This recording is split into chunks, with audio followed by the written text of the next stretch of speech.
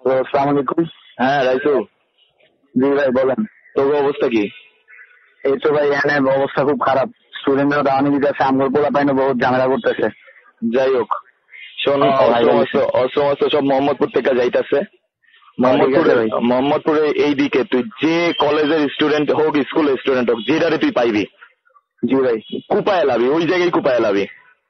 জি ভাই, আর আমগুলো পোলা উপরে তো নির্দেশ আছে ভাই, সবাই মনে করেন রেডি থাকার লাগে, বুঝছেন। এখন আমরা পোলা পাইন সব জিনিসপাতি রেডি করতেছি। আমরা বিভিন্ন জায়গার থানা অফিস গুলাতে, পার্টি অফিস গুলাতে সব জিনিসপাতি রাখা আছে।